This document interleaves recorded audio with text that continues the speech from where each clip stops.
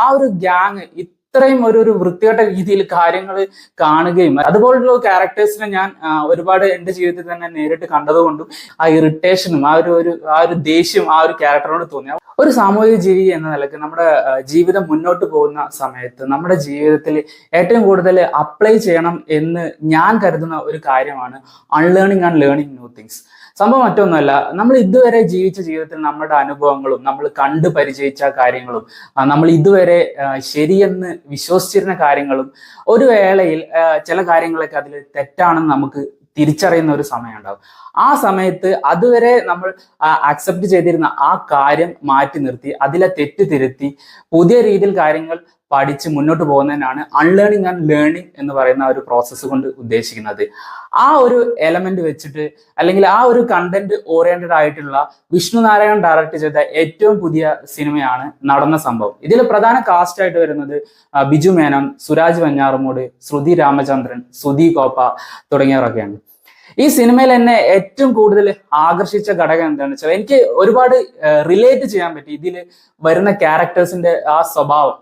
ഒരുപാട് അവസരങ്ങളിൽ ഞാൻ നേരിട്ട് കണ്ട പല ആളുകളിലും സിനിമയിൽ വന്ന ക്യാരക്ടേഴ്സിന്റെ ആ സ്വഭാവ ദൂഷ്യങ്ങളോ അല്ലെങ്കിൽ സ്വഭാവ സവിശേഷതകളോ തമ്മിൽ വളരെ സാമ്യമുള്ള ഒരു രീതിയായിട്ട് എനിക്ക് തോന്നി. എസ്പെഷ്യലി ഇതിൽ നമ്മുടെ സുരാജിന്റെ ഒരു ഗ്യാങ് വരുന്നുണ്ട്. അതിൽ നമ്മുടെ സുധി കോപ്പയുണ്ട്, പിന്നെ 2-3 പേര് വരുന്നുണ്ട്. ആ ഒരു ഗ്യാങ് ഇത്രയും ഒരു വൃത്തികെട്ട രീതിയിൽ കാര്യങ്ങൾ കാണുകയും റിലേഷൻഷിപ്പിനെ ഒരു പ്രത്യേക രീതിയിൽ സമീപിക്കുകയും ചെയ്യുന്ന ഒരു മാനസിക നില വളരാത്ത രീതിയിലുള്ള കുറച്ച് ആളുകളുടെ ഒരു കൂട്ടമായിട്ടാണ് എനിക്ക് തോന്നിയത്. അതുപോലുള്ള ക്യാരക്ടേഴ്സിനെ ഞാൻ ഒരുപാട് എൻ്റെ ജീവിതത്തിൽ തന്നെ നേരിട്ട് കണ്ടതുകൊണ്ടും എനിക്ക് ഒരുപാട് റിലേറ്റ് ചെയ്യാൻ പറ്റി ആ സിനിമയിൽ ആ ക്യാരക്ടേഴ്സ് വന്ന സമയത്ത്. ആ ഒരു പെർഫോമർ ആ സുരാജ് ആ ഒരു ക്യാരക്ടർ പെർഫോം ചെയ്യുന്ന സമയത്ത് തന്നെ നമുക്ക് ആ ഇറിറ്റേഷനും ആ ഒരു ദേഷ്യം ആ ഒരു ക്യാരക്ടറിനോട് തോന്നി. വളരെ മനോഹരമായിട്ട് സുരാജ് ചെയ്തു വെച്ചിട്ടുണ്ട്.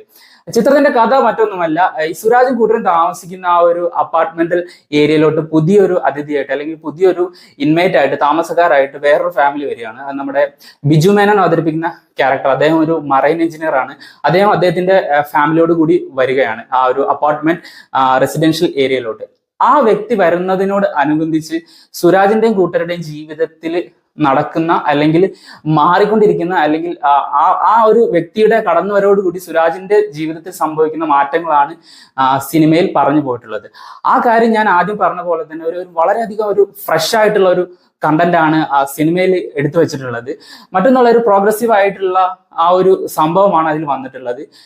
സംഭവം മറ്റൊന്നുമല്ല, ഒരു മാരീഡ് ആയിട്ടുള്ള ഒരു വ്യക്തി, അതൊരു സ്ത്രീയോ പുരുഷനോ ആരും ആയിക്കോട്ടെ, ഏത് ജെൻഡറിലുള്ള വ്യക്തി ആയിക്കോട്ടെ, ആ വ്യക്തിക്ക് നിലനിർത്തി കൊണ്ടുപോകാവുന്ന അല്ലെങ്കിൽ ആ വ്യക്തി മിങ്കിൾ ചെയ്യുന്ന ഈ ഭർത്താവോ ഭാര്യയോ അല്ലാത്ത വ്യക്തികളുമായിട്ടുള്ള ആ റിലേഷൻഷിപ്പിന്റെ ബൗണ്ടറി എന്താണെന്നുള്ള ഒരു ആസ്പെക്റ്റിലുള്ള കാര്യങ്ങൾ സിനിമ സംസാരിച്ചു പോകുന്നുണ്ട്. എസ്പെഷ്യലി എന്തൊക്കെ കാര്യങ്ങൾ ആ 2 വ്യക്തികൾക്കിടയിൽ സംസാരിക്കാം.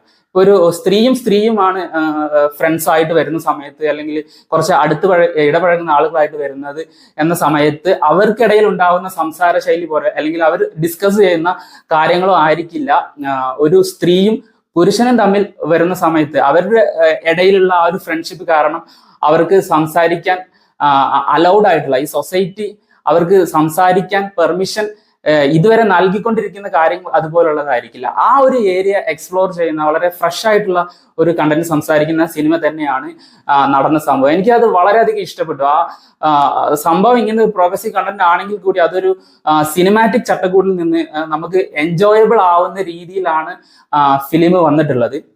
ഇത് സംസാരിക്കുന്ന പിന്നെ മറ്റൊരു കാര്യം എന്താണെന്ന് വെച്ചാൽ ഒരു ഫോൺ ടാപ്പിംഗ് എന്നൊക്കെ പറയുന്ന പോലത്തെ ഒരു പരിപാടി ഉണ്ടല്ലോ. ഒരു വ്യക്തി അല്ലെങ്കിൽ 2 വ്യക്തികൾ തമ്മിലുള്ള ഒരു സംസാരം, അത് മേ ബി ചിലപ്പോൾ ഫ്രണ്ട്സ് ആയിരിക്കാം, നേരത്തെ പറഞ്ഞ പോലെ ഹസ്ബൻഡ് ആൻഡ് വൈഫ് ആയിരിക്കാം, അല്ലെങ്കിൽ നമുക്ക് അടുപ്പമുള്ള വേറൊരു വ്യക്തി ആയിരിക്കാം.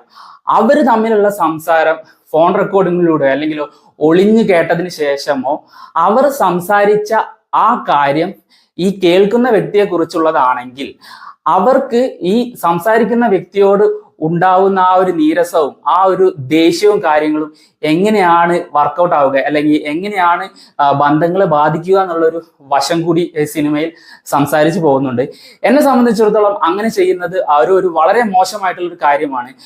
മറ്റൊന്നും കൊണ്ടല്ല, തനിക്ക് ഏറ്റവും ഓപ്പൺ അപ്പ് ചെയ്യാൻ പറ്റുന്ന ഒരു സാഹചര്യങ്ങളായിരിക്കും മനുഷ്യൻ അദ്ദേഹത്തിന്റെ അല്ലെങ്കിൽ ഓരോ വ്യക്തിയുടെ ഉള്ളിലുള്ള വിഷമങ്ങളും അദ്ദേഹത്തിന്റെ മുന്നോട്ട് പോകുന്ന ജീവിതത്തിൽ വരുന്ന പ്രശ്നങ്ങളെ കുറിച്ചൊക്കെ ഡിസ്കസ് ചെയ്യുന്നത്. ആ ഒരു കാര്യം വേറൊരു വ്യക്തി, മൂന്നാമത്തെ ഒരാൾ കേൾക്കുക എന്ന് പറഞ്ഞാൽ ഇതിൽ പരം ഒരു മോശപ്പെട്ട കാര്യം ഇല്ല എന്ന് ഞാൻ വിശ്വസിക്കുന്നു.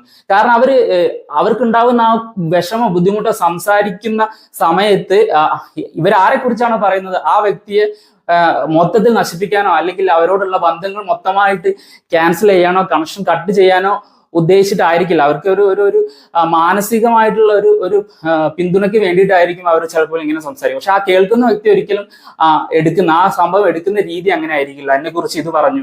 പക്ഷെ അങ്ങനെ ഒരു സംഭവം അവർ എടുക്കുന്നുണ്ടെങ്കിൽ കൂടി അവർ ചെയ്ത ആ ഒരു പ്രൈവറ്റ് സ്പേസിലോട്ടുള്ള ഇൻഫ്രിഞ്ച്മെന്റ് എന്ന് പറഞ്ഞ ഒരു സംഭവം ഉണ്ടല്ലോ, അത് നിയമപരമായിട്ടും തെറ്റാണ്, മോറലിയും തെറ്റാണ്. അത് മനസ്സിലാക്കാത്ത ഒരു കണ്ടീഷൻ കൂടി ഉണ്ടല്ലോ, അത് വളരെ വളരെ മോശപ്പെട്ട ഒരു സംഭവമാണ്. ആ ഒരു കാര്യവും സിനിമയിൽ വളരെ മനോഹരമായിട്ട് പറഞ്ഞു പോകുന്നുണ്ട്. അത് ഞാൻ നേരത്തെ പറഞ്ഞ പോലെ തന്നെ ആ സിനിമയുടെ ആ ഒരു ഫ്രെയിമിൽ നിന്നുകൊണ്ട് നമുക്ക് എന്റർടൈനിങ് ആയിട്ടാണ് പറഞ്ഞ് വെച്ചിട്ടുള്ളത്.